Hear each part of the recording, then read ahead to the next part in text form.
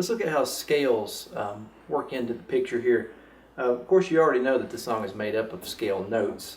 Those first couple pickup notes there and the first melody note G, they're just notes from the G scale. In fact, all the notes of this tune that make up the melody are from the G scale, okay?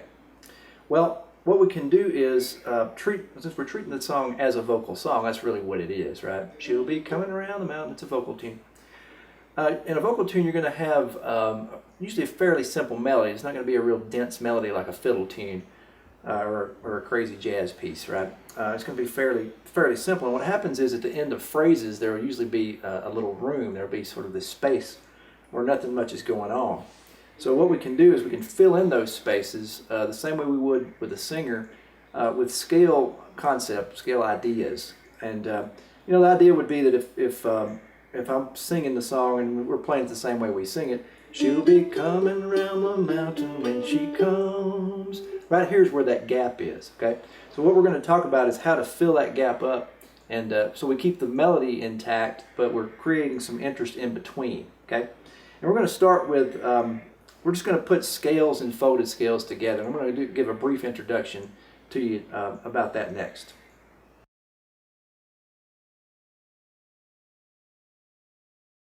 Straight scales and folded scales are, we talk about at length in the Mandolin Player's Practical Guide to Scales and Arpeggios, but just a quick look at those. You know what a straight scale is. We're just going to call it a straight scale. It's a straight G major scale. Any major scale we would just call a straight scale like that. And then a folded scale is where we take those same scale notes and put them in a pattern. For example, 1, 2, 3, 1. Right, so that's the first, second, and third notes of the scale. Back to 1, it sort of folds back on itself. That's a folded scale. That pattern, starting on the next note of the scale, then up to the next note of the scale. Let's call it folded scale. There are many of them, but the 4 notes folded scales are the ones that are most useful because they fit into it. And four time, if we're playing eighth notes, we could do 2 4-note folded scales and we'd have all 8 notes, right? It's a good way of fitting them in a measure. So. I know that's a quick overview, but that's what we're going to use to kind of create these scale patterns and notes that are going to come from this. Okay, we're going to give you a few different colors for scales, but these are the patterns we're going to use. Okay.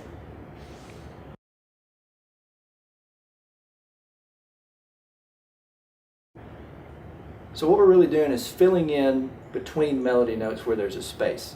Now our tune here, she'll be coming around the mountain. The second half of this tune is all quarter notes. It's very full, okay? So I'm not going to play the second half of it. I'm just going to play the first half, and we're going to start with just a straight major scale. So we're in the key of G, so I'm going to play a G major scale. There's 2 octaves of it. And we're just going to draw notes from the G scale to play. I'm going to keep them pretty straight for this example. So I'll be filling in between melody notes.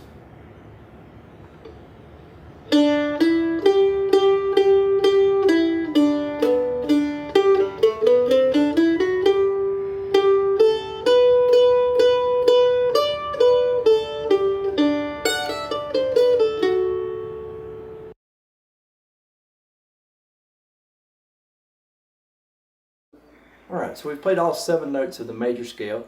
Let's play the G major pentatonic. That's where we're going to take out the 4th and the 7th notes of the G scale. So we're just going to play 1, 2, 3, 5, 6. That's numbering the notes of the scale. 1, 2, 3, 5, 6. And the next octave. Okay, so those are the notes I'm going to be choosing there for G. Now, when we play the major pentatonic, we have to play that for each chord that we go to. So we go to D. We're in the key of G, but we go to a D chord. Then I'm going to play D major pentatonic. That's going to be, that's in 1 octave. So it's 1, 2, 3, 5, 6, back to the root. Root. That's 2 and 3. Okay. That's all of the notes of the D major pentatonic there. So I can draw from those when it goes to the D. Again, we're only going to play the first half. So here's drawing from the major pentatonic.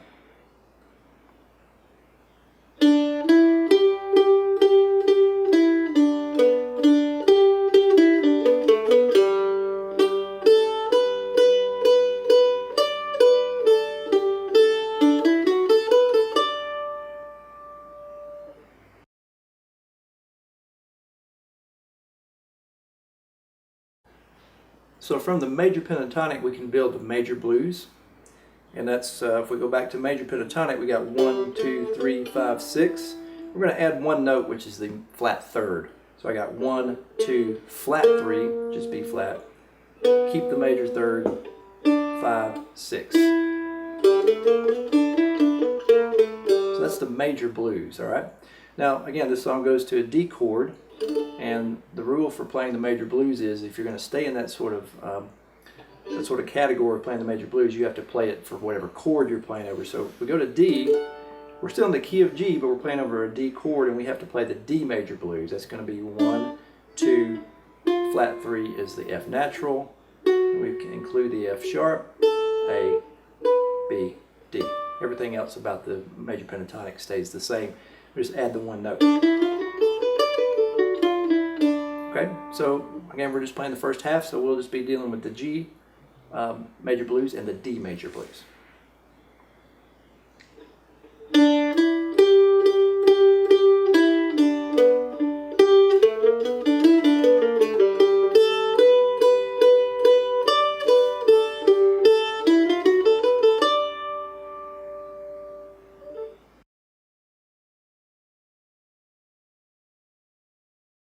Alright, so another really interesting color that starts to really get a little more into the sort of heavy blues is the minor pentatonic. That's going to be for G. G is 1. We're going to play the flat third. It's B flat. 4. Fourth note of the scale is C. 5 is D. F natural is the flatted 7, and we're back to the octave at G. So that's what I'm going to use to fill in between the melody lines for G, and then when it goes to D, then I'm going to go to the D minor pentatonic. It's going to be D is 1, flat third is F natural, 4 is G, A is 5, C is the flat 7, back to G. Alright, so that's what I'm going to play when I get to D. So here's minor pentatonic over G, minor pentatonic over D in the context of the tune.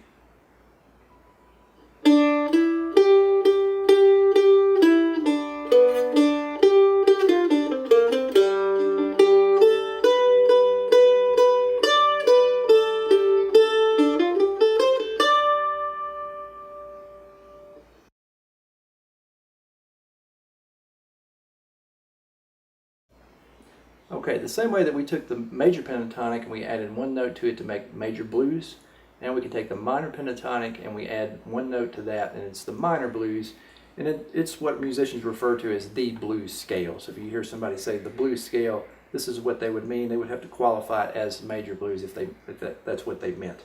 So all we're going to do is add one note to the minor pentatonic. So remember, we got 1, flat 3, 4 is C. We're going to add C sharp. That's the sharp 4 or flat 5.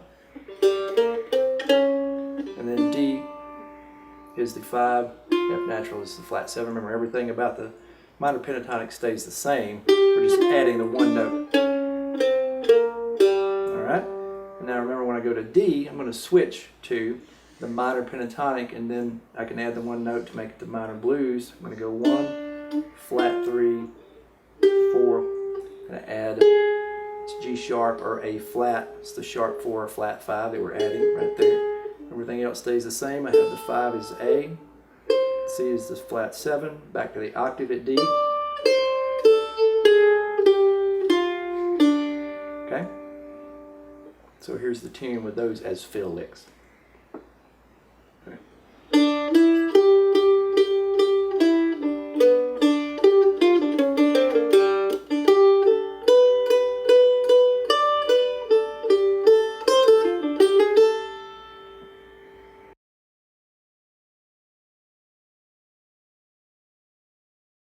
Alright, one more scale we need to throw at you is what we call a Mixolydian. And this is the G major scale that has the flat 7. So everything else about the G major scale is the same.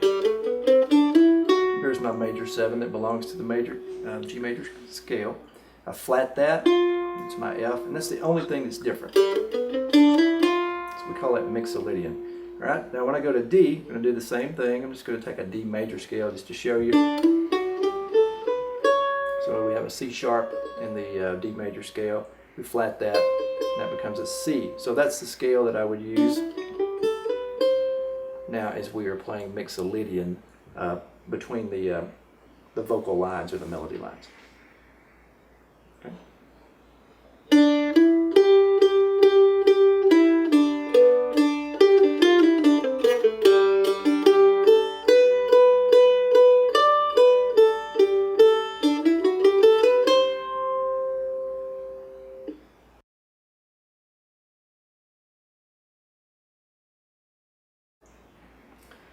So just to wrap up how we feel between melody lines, we've basically given you scales, and it's just a matter of what color, what kind of scale you want to play.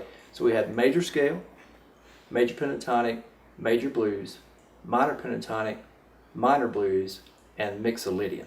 So, you know, if you're not in the mood to be very bluesy, then you would just want to stay with, you know, the major oriented, you know, the major scale and the what's derived from that, which is a major pentatonic. You want to get more bluesy, you start with the major blues, and you kind of can keep it a little happy that way. And if you want to really get a lot darker, then you go to the minor blues. All right.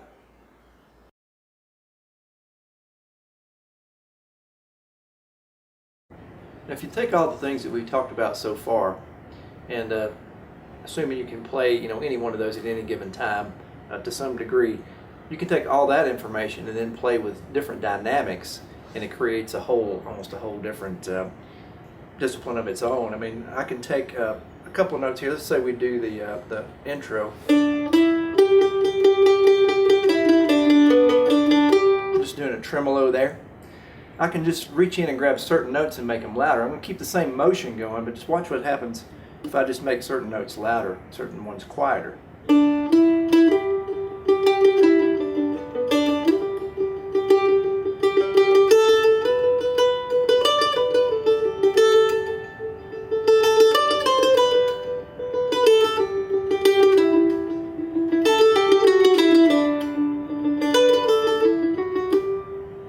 So I really just tremoloed through the whole thing, and you can hear how it's a lot more interesting than if I just went.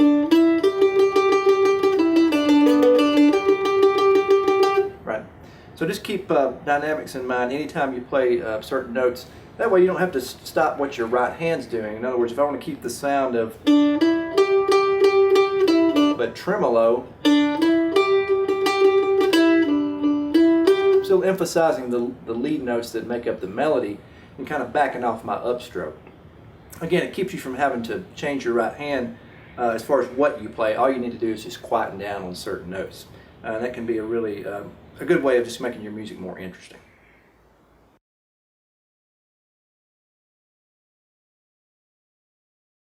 Let's talk about phrasing. That's sort of the rhythmic ideas that we incorporate into what we're playing, and it just kind of has to do with where you place melody notes. So if I have a melody coming around the mountain, I could delay here are my pickup notes. I could delay the downbeat here. This is my G. I could go, all right, or I could rush it. All right, maybe I go to the next note, and I could let's say I delay. Here's the melody of the sort of next phrase. All right, like I say, I delay the first note and rush the next one. Let me just put that in context. All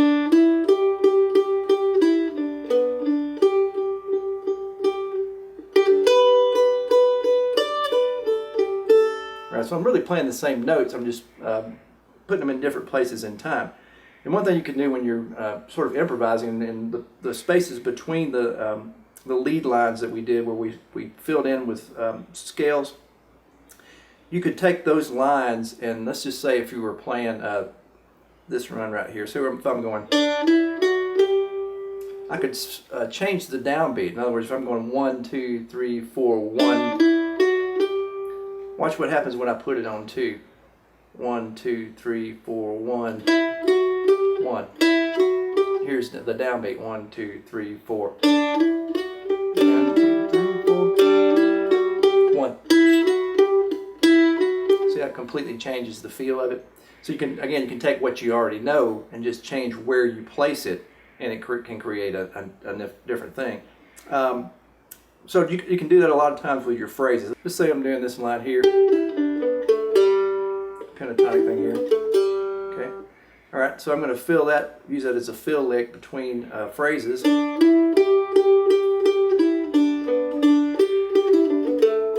Okay. Just use those notes going down. So at that point, I went.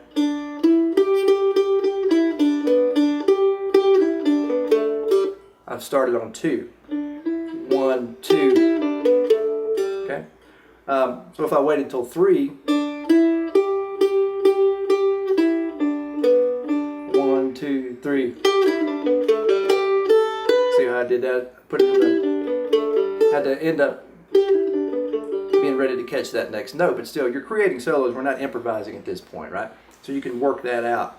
So it's just a matter of finding good placement for notes, and you don't have to learn anything new. If you already know your scale, you just started at a different place in time.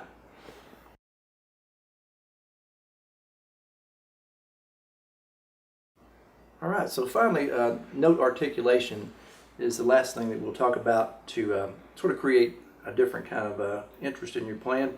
We're going to talk about articulation as the length of a note, and which kind of has to do with the attack as well. I mean, the way you attack a note would fall more into the category of dynamics, but a lot of times if you couple that with how long you hold a note, that can make a big difference too. So in other words, if I'm playing the melody, I could cut the note off. So we'd call that staccato. But let the note really ring. Okay? So that's kind of what that's about. But it also, if you take that then and kind of mess with the timing, and again start before or after the beat, we talked about that earlier. Watch what happens.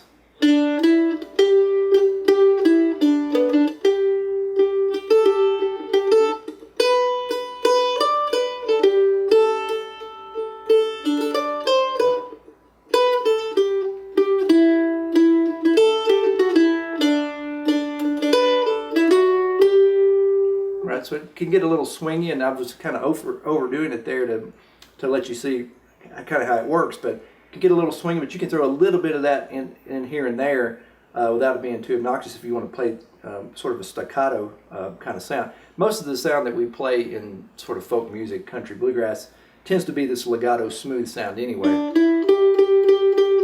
So our articulation tends to be such that the notes are, they last a little longer and they tend to ring over each other.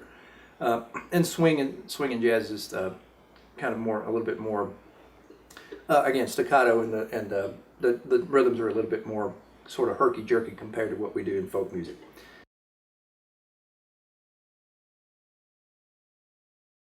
One thing you can do to create a solo is basically to sing a solo and then try to recreate that on the instrument. If you did it at the same time, that would be called scatting. If you went, she'll be coming round the mountain when she comes, that's the melody anyway, but we've been playing it pretty straight. But maybe if you sang it, you wouldn't sing it quite that straight. Maybe you would go, she'll be coming round the mountain, so you try to find that. All right, and I've been doing it a while, but maybe you may not be able to do it that fast, but say you went to the next part of the song, let's see. She'll be coming around the mountain when she comes. That's kind of pushing a little bit too. So it's a little bit more involved in our straight melody. Right? Alright, then maybe the next part I'll sing. She'll be coming round the mountain. Put a little roll in there. Alright, put a little pull off there. She'll be coming around the mountain. So that's a little more syncopated feel there.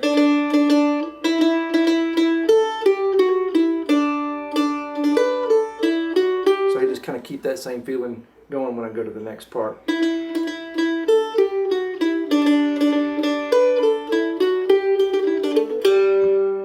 And I could just sing every note as I play it. That ideally is what you would do, because that, at least that would show that you would know where the notes are if you can sing them at the same time. For example, she'll be coming around the mountain when she comes, when she comes. She'll be coming around the mountain when she comes.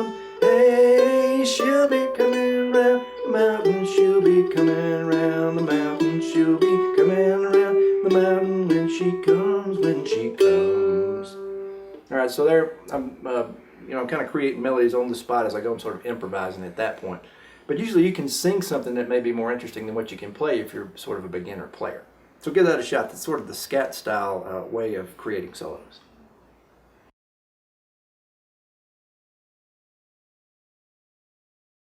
Okay, so I think that'll just about wrap it up. And thanks for joining us here. And we'll catch you next time.